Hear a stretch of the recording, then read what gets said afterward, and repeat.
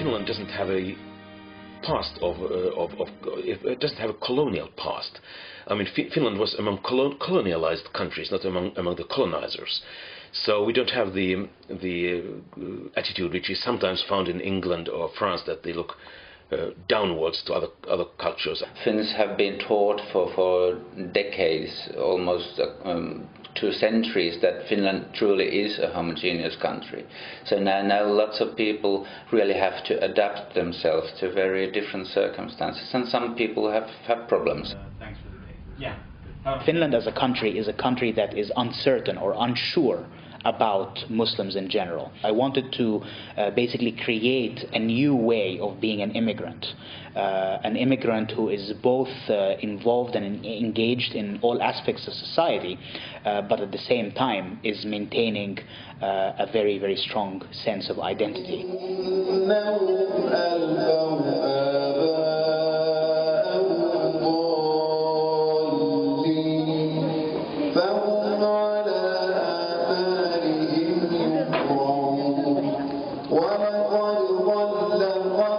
When I became a Muslim, I called my mom and told her that, look, now I have become a Muslim. And she said, it's okay. But she said that because she didn't know anything about Islam. And then later on, when the media, they told more about Islam, she became, worried. And the information she got was not always correct information. And she got very upset. And actually then when I wanted to go and visit them, my parents, they didn't want me to come, because they said that you cannot come with the scarf and you have to come with the t-shirt and jeans. And I said, no, I cannot come. I had been struggling for so long. I've been trying to break into the industry and nobody wanted to help. And it was that moment that I came to realize that I should use my cultural background, my stories, and it was very, very helpful.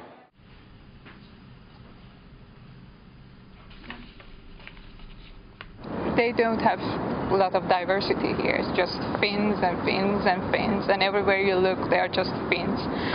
So it's a bit difficult to blend in here. But I think that's something that is solvable in the near future, because more and more immigrants are coming here, and it's good for the society.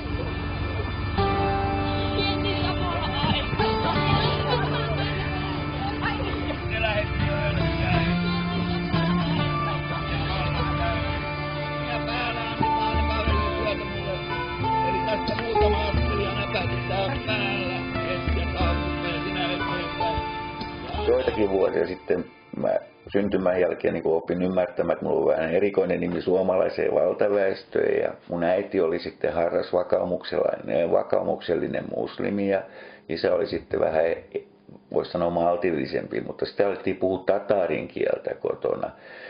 Eli tatarin kieli oli se meidän äidinkieli, ja sen kautta sitten saatiin vähän informaatiota, meillä oli tiivis suku, pidettiin yhteisiä sekä sukujuhlia, mutta myös uskonnollisia juhlia. Ja sen kautta menin suomenturkkilaiseen kansakouluun 6-vuotiaana, ja siellä opetettiin paitsi arabia, rukouksia, islamin uskontoa, myös tatarin kieltä ja suomen kieltä ja turkin kieltä. Ja silloin mä tajusin, että me ollaan tämmöinen mishääriläinen vähemmistö.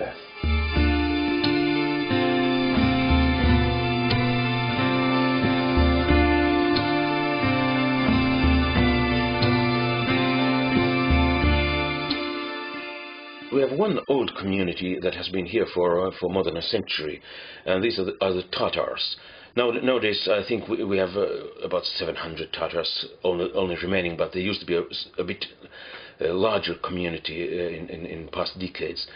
They are an inheritance from the period when Finland belonged to Russia. After that, we had immigrants now and then coming into Finland, but still in, let's say, 1980. There were only a couple of thousands of Muslims, and these communities are mainly people coming into Finland are mainly Somalis, and then we have a lot of Kurds from mainly, I think, from Iraq and Turkey, but also from Iran, And of course we have Iranians, Arabs and others, but very small numbers. I think that the change in Finnish cultural and social landscape has been most obvious in two places. First, in street life, that there are people with different skin colors, people with wearing headscarves, and then other places, of course, schools. That the school system, school as an institution, has to take into account that there are people with different values, different origins, different skills in Finnish language or Swedish language, and so on. In fact, if you look at our company's shareholders and, for example, the company's employees, you will see a very balanced proportion of Muslims to non-Muslims. The reason why I wear this symbol is that it is a symbol of Finnish enterprise. So wherever I go around the world, I'm an example of what Finnish companies can be. The Finnish president gave us an award that has been given to Finnish companies that have successfully internationalized their operations for the last 45 years. And this was the first time in history that a startup company or an immigrant wins this award.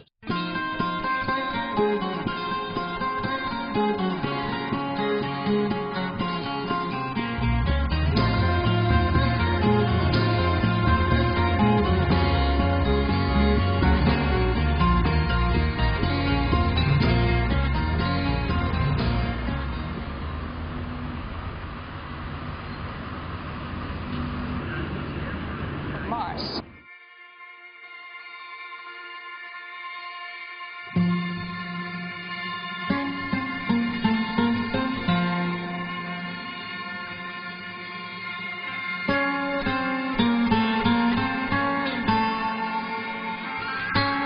There was actually no strong nationalist or right-wing populist movement in Finland, but the last year and a half there has been quite a strong increase in the popularity of the so-called party, the True Finns, Perussuomalaiset, which actually received a landslide victory at the latest parliamentary elections in April 2011.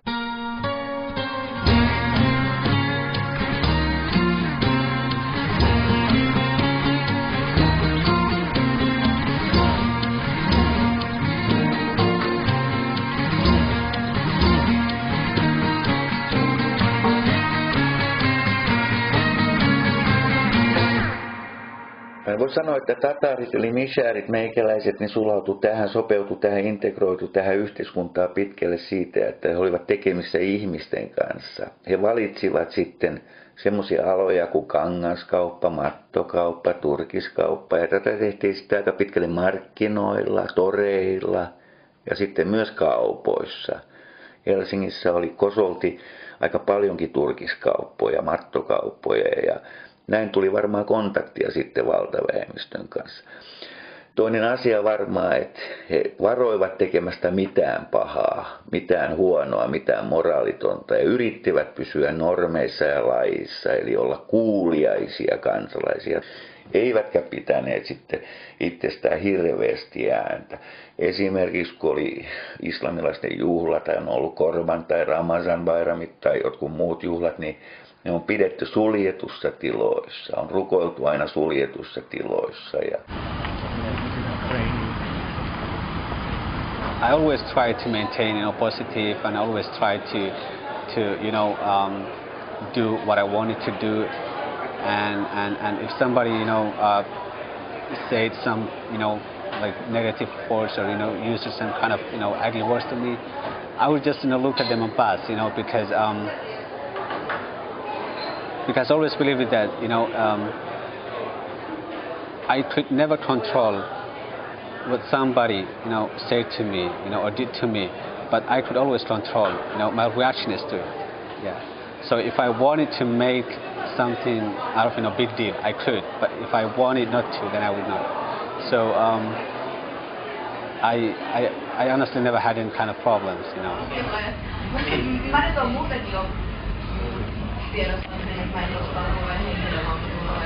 I haven't had any negative experience in, for example, that people haven't been spit on me or sworn to me or saying ugly things.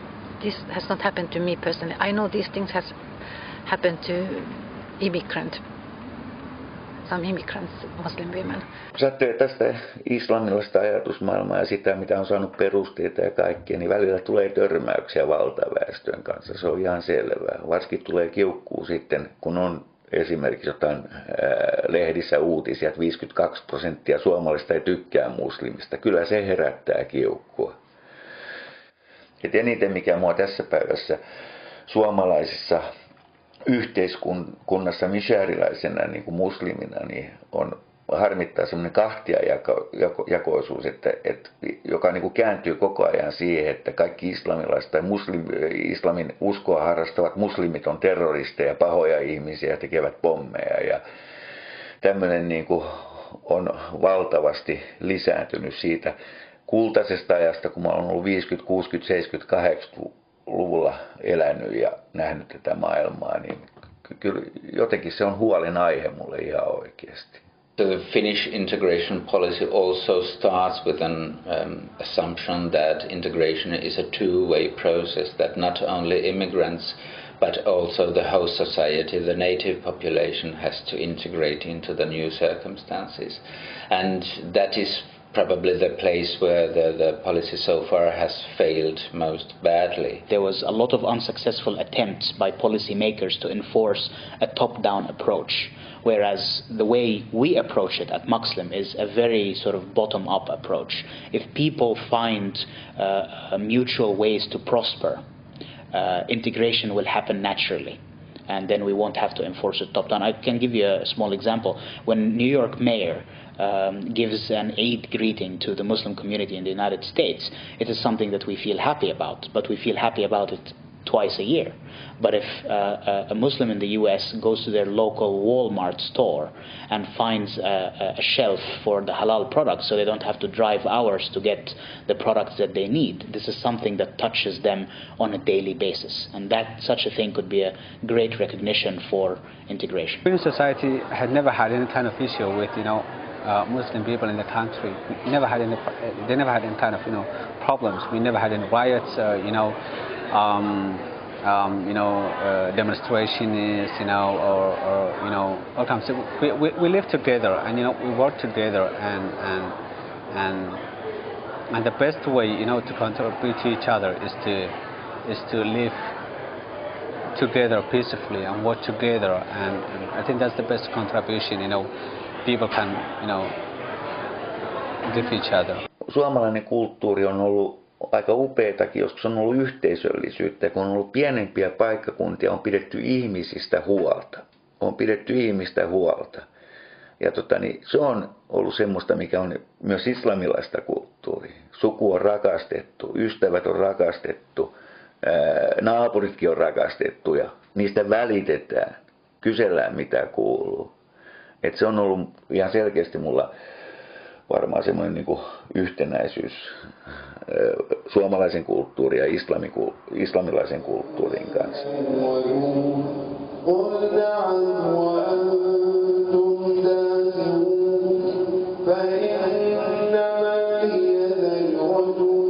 Well, I always hope that I can give a positive picture of Islam to people. I mean, of course, because Finnish people are very reserved. So if I go somewhere, the people don't come and talk to me. I have to make the initiative. But when they come, they get very happy and they start asking questions. And that breaks the ice. When I go to talk to the officials as a woman and as a Finnish person, I can talk their language. And they accept it from me easier than what they accept from an immigrant man.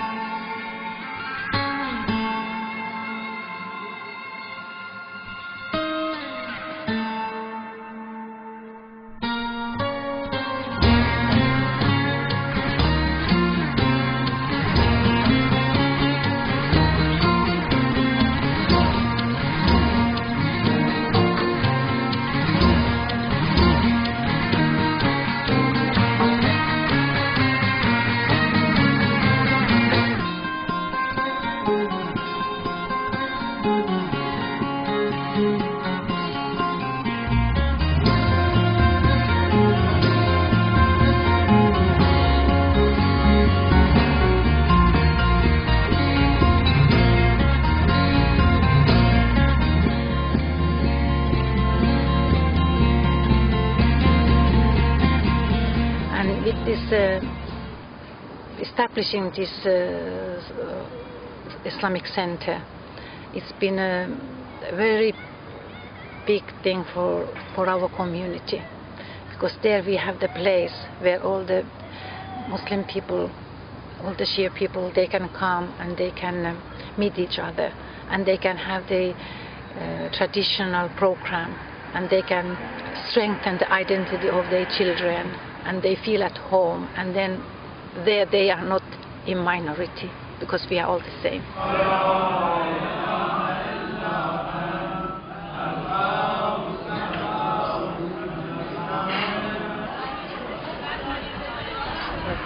Kind of shot with a man.